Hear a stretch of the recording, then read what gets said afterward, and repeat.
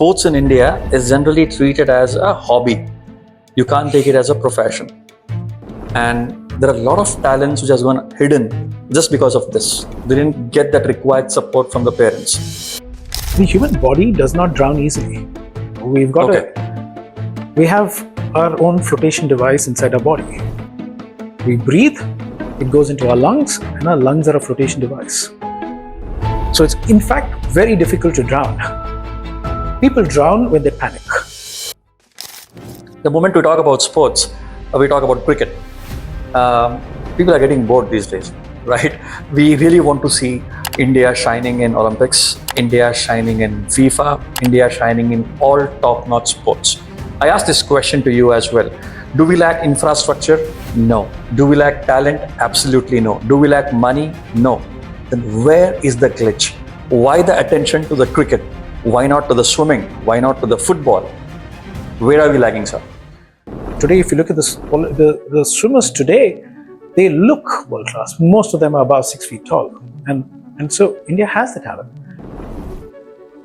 The vision of swimming matters is how do we make engagement with the water, both in terms of participation and excellence, an integral part of Indian culture.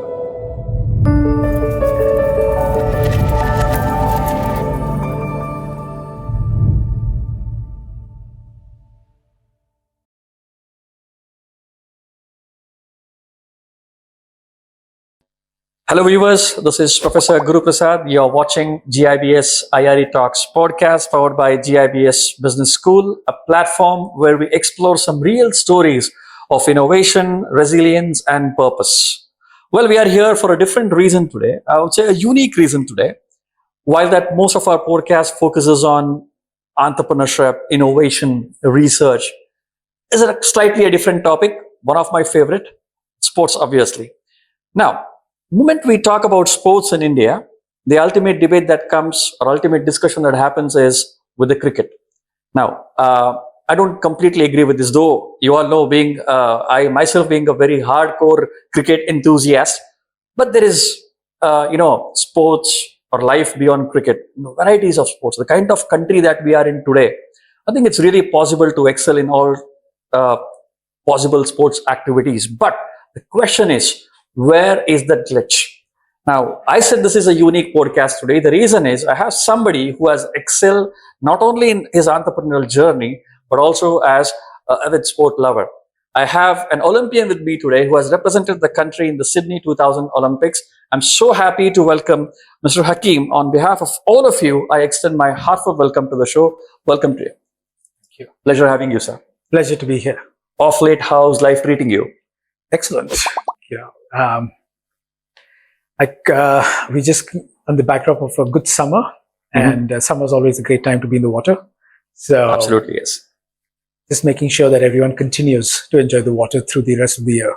But otherwise, it doesn't make any difference for you whether summer, rainy, or winter. You have to love it. Yeah, and I think for a long time it was only restricted to elite athletes, using the water or swimming throughout the year. But we're trying to change that and make engagement with water a part of Indian culture, where we do this throughout the year.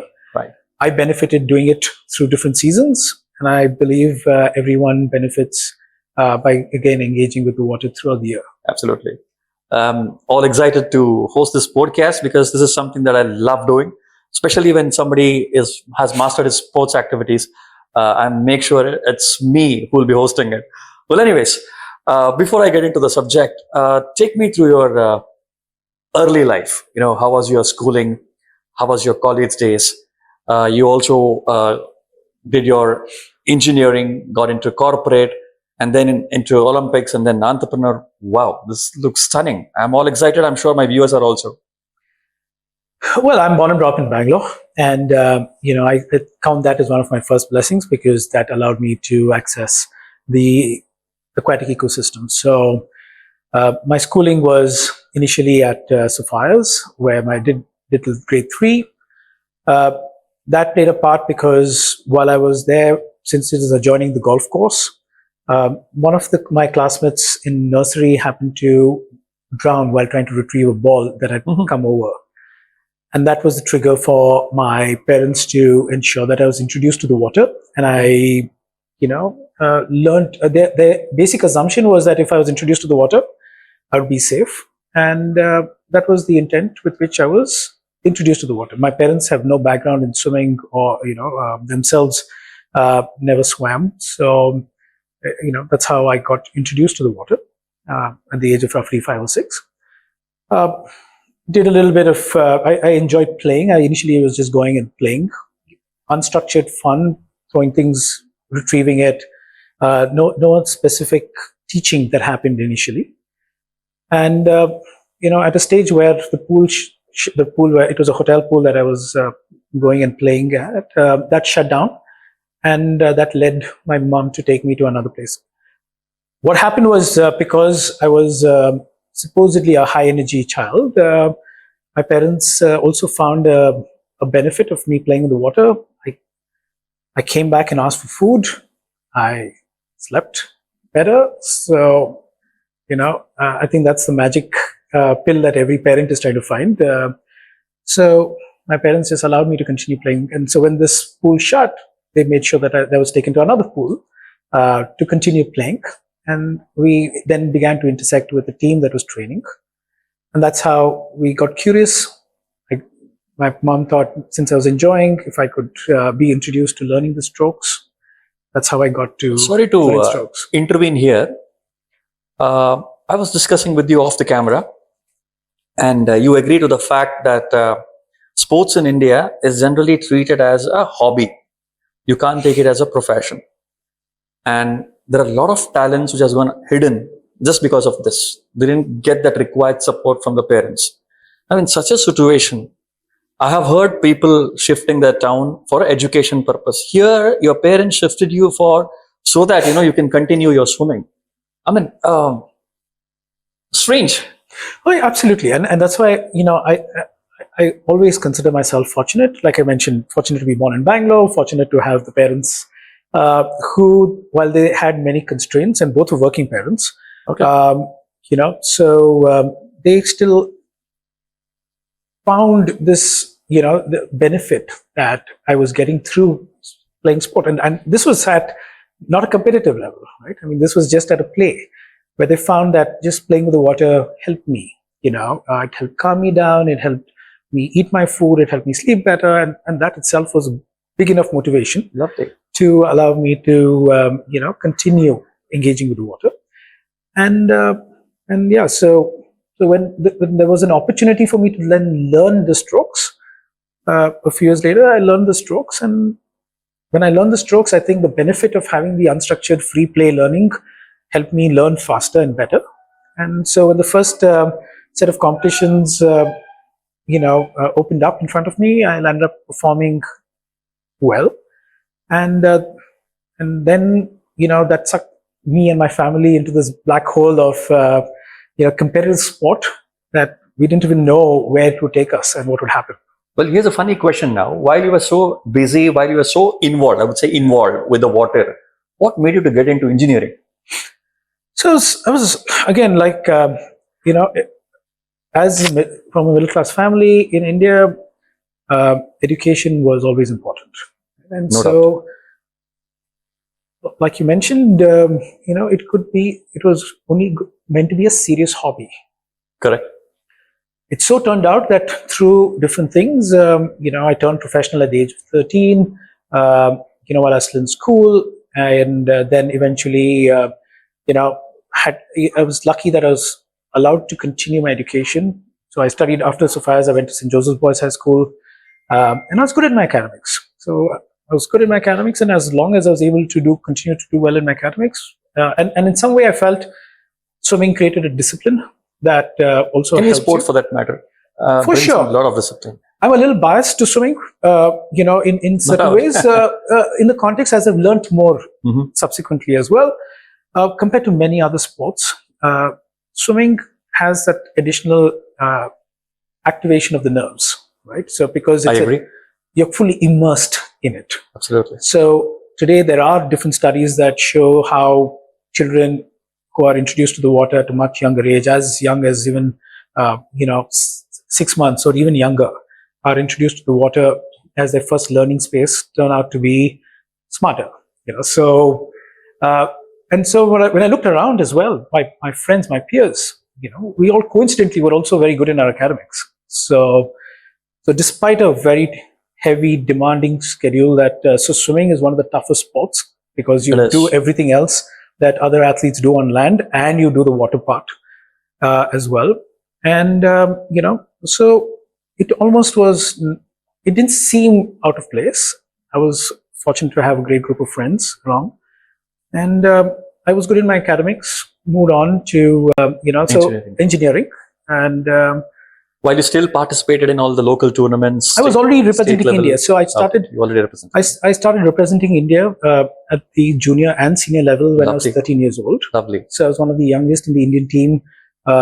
In the senior team when I swam at the South Asian Federation Games in Dhaka in 1993.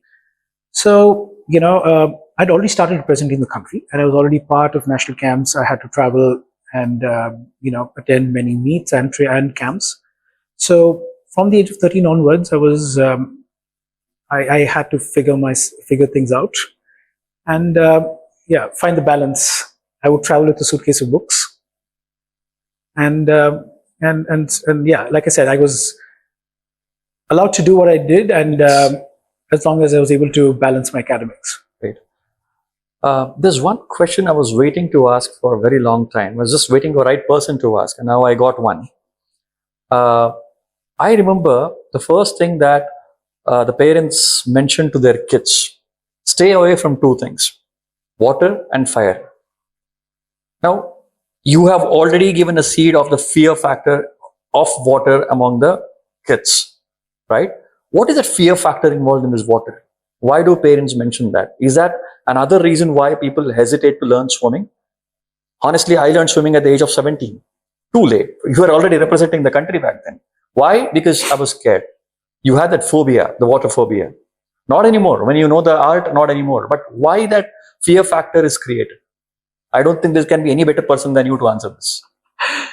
Well, it's an ongoing journey of asking this question and learning from the environment. So you're right. You're absolutely right. I mean, I think our general approach of safety is don't do.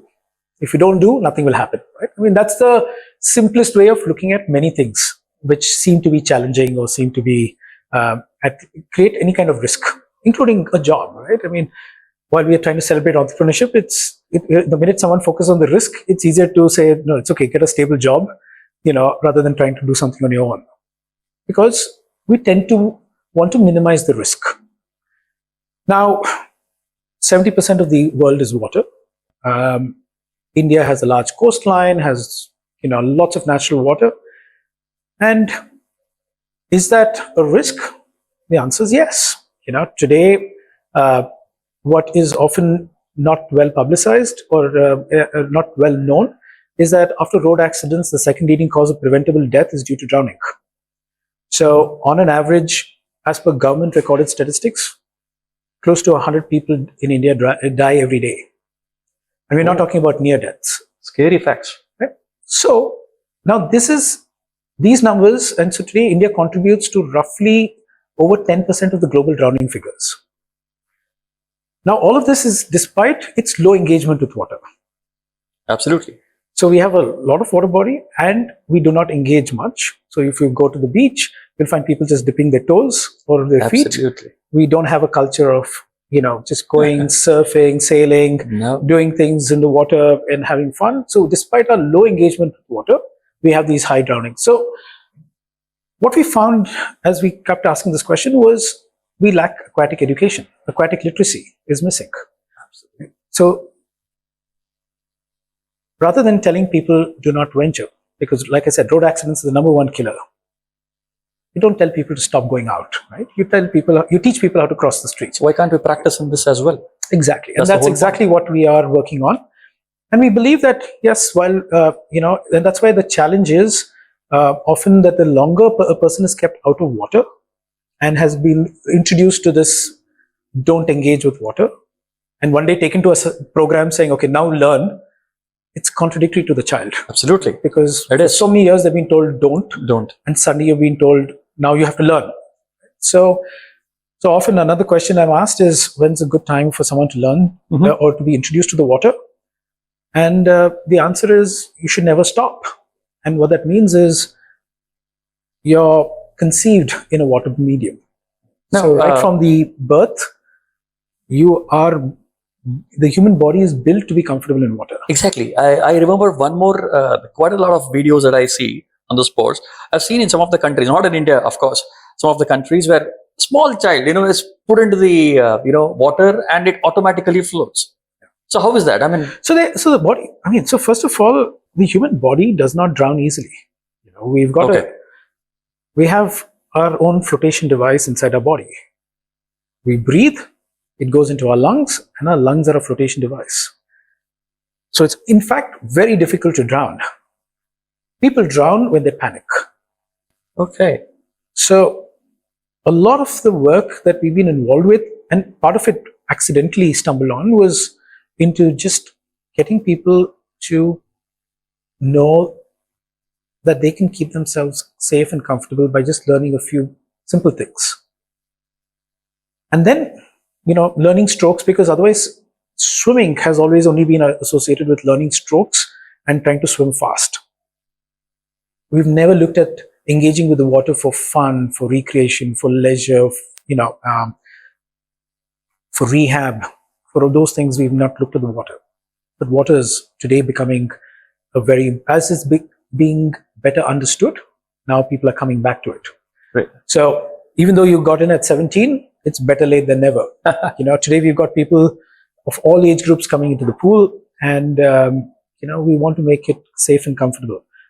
Earlier, the better, but it's never too late. Because I remember I had a very bad incident. At a very early age, I went to swimming along with my friends and I literally drowned. And they managed to pull me out, and that phobia kept with me for a very long time until I really decided to learn something. I'm a better swimmer now anyways. Well, let's get into the bigger topic now. That was a good foundation or intro that we spoke about. Same thing, I was speaking to you off the camera. The moment we talk about sports, we talk about cricket. People are getting bored these days, right? We really want to see India shining in Olympics, India shining in FIFA, India shining in all top-notch sports. I asked this question to you as well. Do we lack infrastructure? No. Do we lack talent? Absolutely no. Do we lack money? No. Then where is the glitch? Why the attention to the cricket? Why not to the swimming? Why not to the football? Where are we lagging, sir? So I think it's the systems, right? Systems being one of the key points, because to answer your question, do we lack infrastructure? No. But is our infrastructure created for purpose and performance? No. That's very important. Right? Do we have the talent? The answer is yes. 1.4 billion people, we cannot justify why. But do we have the systems and processes to help the right talent play the right sport? There is a glitch. Not yet. Right? On camera, it's difficult to make out my height, but I'm 5 feet 6 inches tall. A typical world-class swimmer is on an average about 6 feet. In the 200-meter freestyle that I swam at the Olympics, I'm, like I said, 5 feet 6 inches tall with a foot size of 7.5. Going into the Sydney Olympics, the biggest name in my event was Ian Thorpe, who was 6'5" with a foot size of 16. So very different hardware. I believed I had the software to be the best in the world, but different hardware. Just can't, catch up to that kind of difference. So, but coming back, does India have big, tall people with the frame to be world class? The answer is yes. Today, if you look at the swimmers today, they look world class. Most of them are about 6 feet tall, and so India has the talent. But way back again, I remember a funny incident when I was at the Olympic Village. One of the reporters came and did not see the sport on my badge, and was trying to guess which sport I played. And we were playing this game, and so they guessed whether I was a wrestler, whether I was a gymnast, whether I was a diver, and they were naming different sports. Except swimming. Except swimming, because swimming is often you expect taller people. So our systems, are evolving to identify.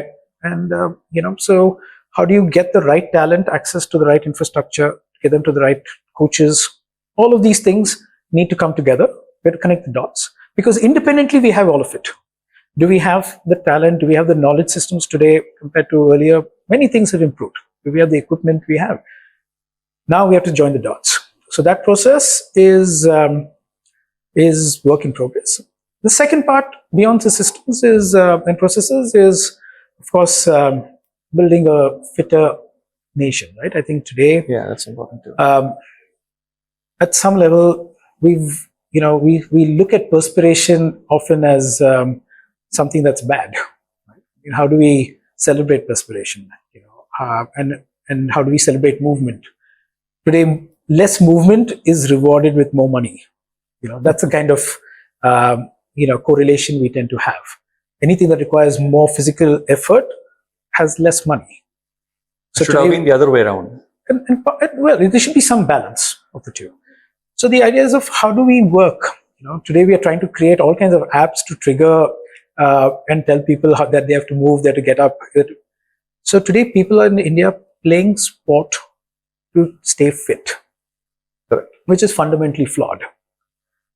You got to be fit to play sport. Right. So we got to see how we can get people to move, enjoy moving, enjoy running, doing all the basic things, to build a strong, fit foundation on which then you can build sport.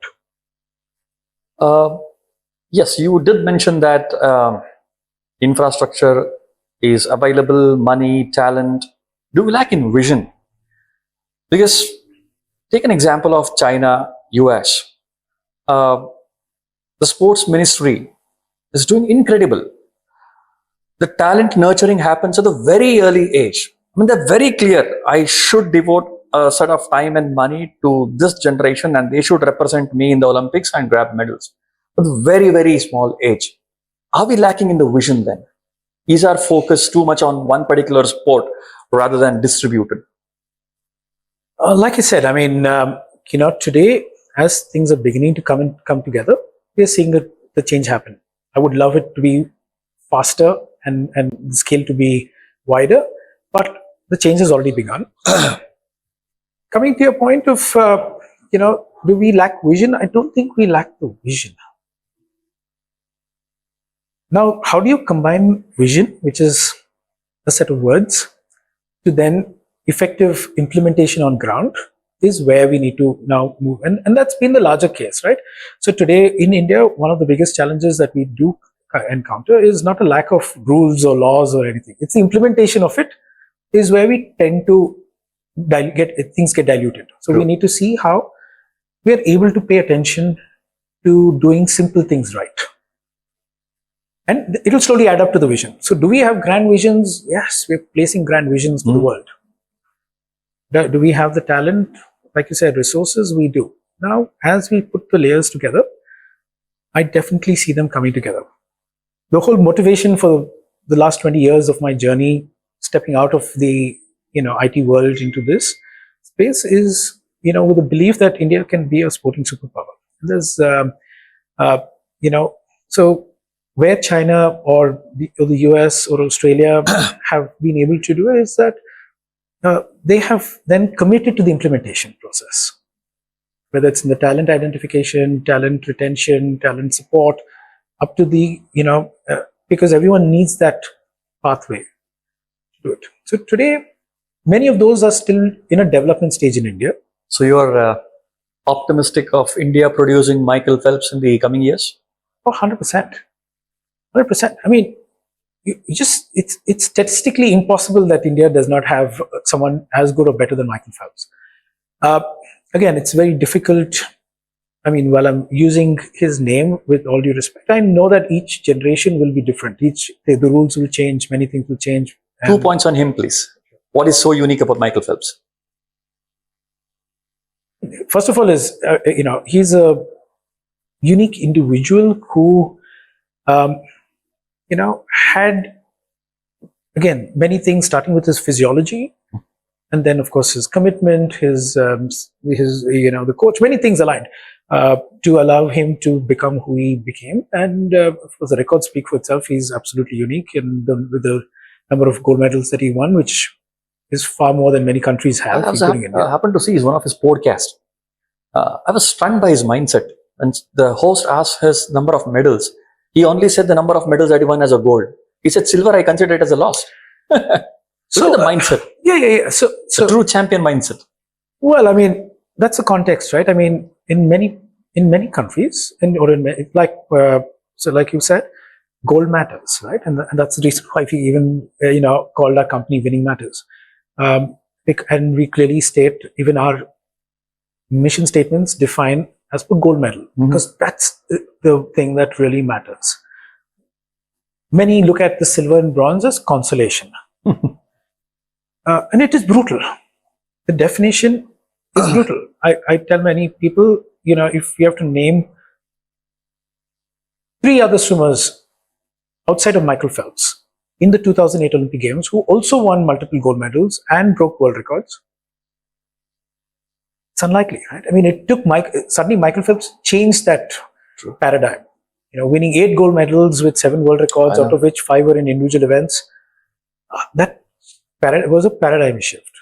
So the context is that winning the definition will keep changing, expectations will change, and gold is the benchmark.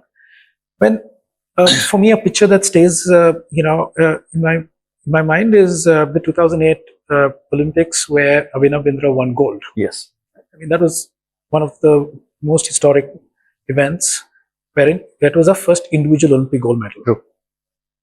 But part of that picture was this Chinese who came second. And for him, he was devastated because he lost gold. He didn't win silver. So I had the opportunity to go to China for the Beijing Olympic Games, and in a different capacity. And when I was interacting with many people there, it was a similar thing. The Chinese had very clearly put it out there that they were only chasing gold. Absolutely. There was no value for silver and bronze. So yes, I mean, that's the ruthlessness of sport. And it's where the gold has the highest value and you need to work towards it. So while we're talking about it, this is one question I was very excited to ask you. Run through the journey of yours when you represented India in Sydney Olympics 2000. How was it? It was a dream come true. I mean, part of it was, so there's a bit of a backstory to it, right? I mean, I started my engineering, and for me, my objective was to make the Asian Games. Back then, we didn't have too many role models. We had nobody to look up to who went to the Olympics. Olympics seemed like a very distant thing, and Asian Games was what was, again, we had some reference that someone had gone to the Asian Games and India had won more medals at the Asian Games. So that was the context. And we said, okay, I mean, my objective was to make the Asian Games in '98. I'd anyway started my engineering, and to then stop the sport and continue with my education. The fact that certain circumstances didn't allow me to make the team in '98 for the Asian Games, and I was very dejected. And the only thing that I saw as the next best thing coming up was the Olympic Games, which was bigger than so it was like an audacious goal. I was the first one from Karnataka to go to the Olympics in swimming. So it was an audacious goal. No one had kind of even put that on the table. And I was doing my engineering, and it was only going to get more tougher as it went. So that's where the thing of setting sights, and the journey to that was complicated. I had to live 2 lives. I chose, because in college, I did not bring the excuse of the pool into the college. So not too many people were aware what I was doing. I, in fact, used to get penalized in college for missing an internals or thing, because I was part of a national camp or I was representing the country or some other event. And, so but as long as I maintained being amongst the top in my class, despite that, it was still okay. And then when I went to the pool, I didn't carry the baggage of college to the pool. So I had to be the best here and best here, and try to live the two lives as isolated as possible. And so I faced many battles in college, at the pool, with many things leading up to the Olympics. And so when I made it, when I got my name on that Olympic team, for me, it was like beating the system, because the system was not made to support my journey to get there. So for me, it was about the possibility of beating the system despite the odds. And yeah, so just getting to the Olympics for me was the achievement. How was the reaction from your parents? Oh, they were really happy. Like I said, Cloud 9. Yeah, again, a lot of things are, it was one of the first things, right? So see, it's not like you get $1 million check because you go to the Olympics. Sure. Okay, a few days back, they've just announced for the first time that the International Olympic Committee has created a fund to give every Olympian that gets to the Olympics, yes. Now a special grant of up to $10,000. But even that, in the scheme of the investment that goes into getting there, it's still a smaller number, but it's something. So, for me, getting to the Olympics, while it was a big achievement, it didn't have any automatic, it didn't change my life as a lottery ticket. Right? It was, you had to earn it. Yes, it was something. I had funny incidents in college. I went and told one of my college teachers that, a month before the Olympics, that I was going to the Olympics, and they looked at me and said, "Oh, very good." I thought they really understood what it meant. And the next thing they said was, is the Olympics in Bangalore? Oh my goodness. I said, no. Oh, sorry. No, the first question was, is it the whole of Karnataka that will participate, or the whole of India? And I said, no. The Olympics is the whole world. And they said, oh, okay. And so is it in Bangalore? And I said, no, and then I just wanted to disappear, because that was the level of awareness a month before the Olympics. And, and that's the scary part. And you're talking about, in a prominent college. So these were the different challenges that we also had in the environment, right? The understanding of it. After I came back from the Olympics, I literally showed my certificate for a few days, because everyone gave what I felt was false appreciation, right? Because they could not understand what it meant. And some of them were like, oh, okay, you just participated. You won a medal? I said, no. Oh, okay, very good. Possibly if I won a bronze medal in a rope skipping competition in an inter-school or inter-college competition, they would have had more appreciation, because there was a medal to talk about. Here, because it was a participation certificate, they could not put the context. My goodness, really understand. Unbelievable. So I just stopped showing my certificate. Right? I just said, okay, I just put it in my drawer at home, and I just said, okay, this is done. So the way I've lived my life is, okay, this is done. Move on, right? There's just coincidence that I came back, and now today people talk about it, and there's some context and relevance to it. But when I went into the IT world, I said, okay, now I have a new identity, that I do not have to use my past identity to define my current identity.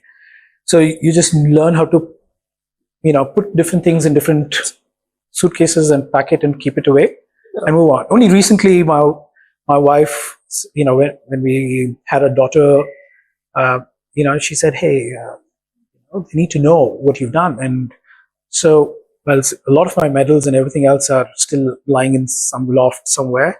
Only my wife decided to, put up some of my Olympic things, and, so that there's a reference to what it is. But for me, it's done. It's part of very sad. History. Very sad. But it's not. Again, like that's also been part of the journey, saying how do things sit. When I went to the US, for example, the minute somebody knew that I was an Olympian, they would stand up across the room to say, wow, shake my hand, have a conversation. It didn't matter that, they've met world record holders or gold medalists. The fact that I represented the country in the Olympics was massive for them to acknowledge that. So That is- it's a journey. What exactly I was making a point to my viewers in the opening remarks about. Why is the sport limited to cricket alone? And this is a sad state of affairs in every sports. 10 countries participate in the cricket and you call it World Cup. Hundreds of countries participate in Olympics and they don't know the value of participation. I'm very sorry. I'm very, very sorry. But again, see, this is a common, comparison, right? I mean, sports is compared with cricket, and No, sports is not compared with cricket. Sports is cricket. so that's why I would say that I often initially I used to be in that same bucket, or where I used to look at cricketers and I would envy them, and I would always feel like they got far more compared to any of the other athletes in other sports. But again, as I've gone through the journey, both as an athlete and now beyond, it's made me realize that, hey, it's not cricket's fault. Cricket's doing what it has to do. Cricket is a sport, but it's transcended to entertainment. True. So, movies make a lot of money. You don't hold it against the movie. Absolutely. It's fiction at the end of the day, So it's a skewed thing. Now the question is, how does each industry, each sport find its way? So that's the reason, that is the motivation of the work we're doing, because despite the fact that we are not cricket, but aquatics in itself, or the aquatic industry in itself, is a multi-billion-dollar business. But unfortunately, because for a long time it's been fragmented, unprofessional, unregulated. No one's seen the cumulative value of it. So we realize that there's a big economy around many things, but it requires a certain attention and a commitment to try and bring things together for people to see the cumulative value. Absolutely. That's where your third leg of questions come into the picture now. I spoke about your past, your early life. I spoke about your swimming days. Now let's get into the last leg, which is your entrepreneurial journey, which is aligned towards your sport. You run an academy as well. What is the vision that you have for your academy? So, we started Swimming Matters in 2013, a brand under Winning Matters, to transform the way India engages with water at a larger level, so across the country. The vision of Swimming Matters is how do we make engagement with the water, both in terms of participation and excellence, an integral part of Indian culture. Right. With two missions. How do we get 1 billion Indians to enjoy engaging with water safely and correctly at the base of the pyramid? And then at a high performance level at the top end of the pyramid, how do we enable Indians to win Olympic gold medals in sports connected with water? So to just give context, in the Olympic Games in LA, for example, swimming has the highest number of gold medals to be won compared to any other sport, aquatics. So to give context to that, to further context, 55 gold medals are under aquatics. Out of those 55 gold medals, 41 are in the pool. So, when you look at the high performance end and the intent to enable India to win gold medals in sports related to the water, the larger context is because at the Olympic Games in LA, upcoming Olympic Games, so we got 55 gold medals in aquatics, which is the largest number of medals in a single sport. When you compare the next sport with the next highest number of medals is athletics with 49. So aquatics in itself has a big bucket of medals. Then you have in the pool itself, in a 50 by 25 meter real estate, you got 41 gold medals to be won. Then when you add diving, artistic swimming, water polo, open water swimming, you get the 55 gold medals. Many of this can also be, can use that 50 by 25 meter space for their training purpose. And also some of it, if it's integrated with a diving board in that 50 by 25 meter space, all 55 gold medals can be enabled. So that's the value from a real estate context. And the ROI on the investment, when people are thinking for a certain amount of investment, how many gold medals can I create from here? Then when you look at sports beyond the formal aquatic sports, but connected with water, you got triathlon, modern pentathlon, and surfing, where swimming is an essential element. And then you got sports on water, where it's like sailing, canoeing, kayaking, where you need being comfortable with the water, especially open water where you're doing it, gives you more comfort and confidence to do what you're doing better. So when you add up all these games that are connected to the water, we today have more than 100 gold medals at the Olympic Games in sports connected with water, which contributes roughly almost 1/3 of the gold medals at stake. So that's the potential of impact. So Swimming Matters is looking at creating the whole marketplace. Right. So starting with people, pools, programs, policy, products, and promotion of aquatics. We're bringing all the elements together to make the holistic impact on it. In the context of our academy, we've started Ripple Swim School a couple of years back, where we're looking at now taking aquatic education, which is swimming and water safety, to every community. We're currently at 2 spaces in Bangalore, but the intent is now to grow it across the country.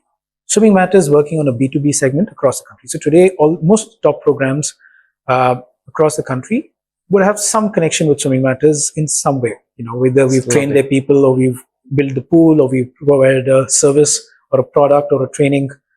So I can openly say the change has begun. Absolutely. So the change has begun. And like I said, the intent is that as India is also aspiring to host the Olympic Games in the near future, 2036 being, the closest opportunity, we hope that we would be playing a key role in enabling Indians to be winning gold medals there. Lovely. This is an interesting question, a very unique question. I don't think I have asked this to any of my guests. You deserve it. Because in your sport, you have excelled, you have seen from a local tournament till representing India at the Olympic level. Is there any message or suggestion you want to give it to the Ministry of Sports of India? I would say, maybe connected to your sport alone.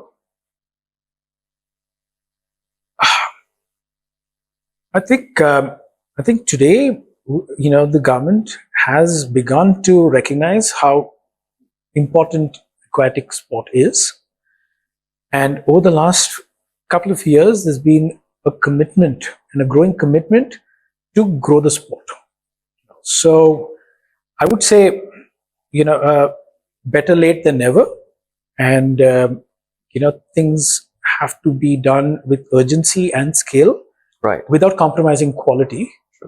If we are to realize that opportunity and potential in the near future, as early as 2030 with the Commonwealth Games that we're going to be hosting in Ahmedabad, to potentially the Olympics in the near future, we definitely want to see India at the top. So the change has begun. The government can support in the scale and speed. Lovely. And I really wish you and your I would say the visionary company, meets the vision of taking the Indian youths till the Olympics and winning glory for us. Best wishes from GIBS is always there. A lot of my viewers would be watching this particular podcast. They are aspirant entrepreneurs as well. And I love this combo of a sportsman being an entrepreneur. You know why? A sportsman has already seen all the ups and downs. So that's the most important ingredient, according to me, in the entrepreneurship journey. It's always volatile, there are ups, there are downs. How do you say? You have experienced this. The beautiful combo of being a sport has really helped you to become a good entrepreneur. Oh, absolutely. And I always talk about how sport is a very key, has all the key learnings, right, to help you through this journey. Like you correctly pointed out, you first learn to lose, and you fail a lot as an entrepreneur. You have to think on your feet, literally. So as an athlete, you have to figure it out. Every day is not going to be perfect, but performance is expected, and your performance is visible, right? So you tend to learn how to deal with it. And it's sport. As long as you get on the starting line, then it's a level playing field. So there, your merit needs to talk. True. Like any entrepreneur, you got to find your support system. You got to bring in, whether it's your coach, whether it's your physio, whether it's anyone else that will help you improve and get better, is what you need to bring onto the table. Absolutely. So there are many of these elements that do support, me in my journey. But I think what made, when I'm looking at entrepreneurs today and I've been seeing how it is being presented, I think often the journey has been of success is equal to making a lot of money. True. I think the good thing about playing a sport like swimming was, for all you did, you got a bunch of medals, right? I mean, you didn't really earn a lot of money. So today when I'm looking at entrepreneurship, for me, it's more impact first, right? Yes, you need to be sustainable. Yes. But I feel like very often when people are not focusing on committing to the journey and the larger impact, but looking for short-term exits, right? And short-term success, I think that's where one needs to be careful. And entrepreneurship for the sake of entrepreneurship is in some way self-defeating. So my only through my own journey and what I've observed, I encourage people to look at it. Look at the long journey. It's no shortcuts. Build things that will have impact. Even if you may not be the richest person in the world. Absolutely. But the impact will make you rich. Absolutely. Absolutely. Fantastic. I think my viewers had lots of takeaways from you. Lots and lots of takeaways from you. If I have to summarize the whole podcast, I can only say this one line, be a sport. No matter in your entrepreneur journey, no matter in your sports itself, no matter in your personal life, be a sport. Take it sportively, take it positively, face all the downs, and similarly face and embrace all the ups. Life is going to be very, very sweet, right? Has been my personal advice to many of the students I interact as well. You should always have some amount of connection with the sport that you love, be it cricket, be it swimming or anything. Associate yourself with the sport so that it really teaches you to be a sportsman.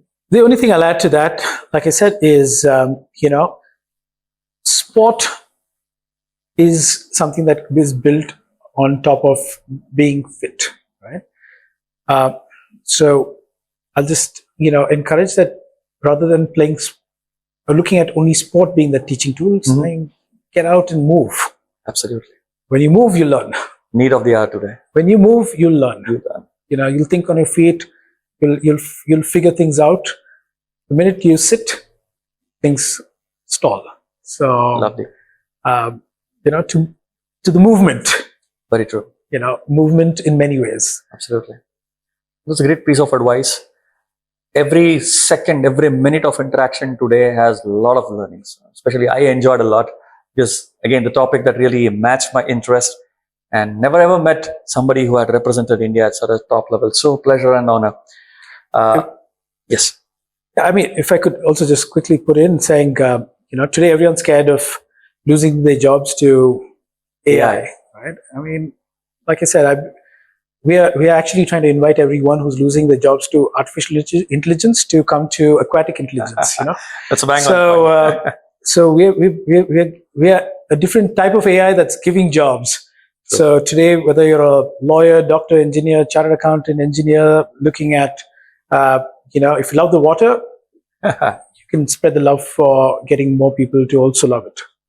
When come near the water, ensuring that you love the water is your responsibility.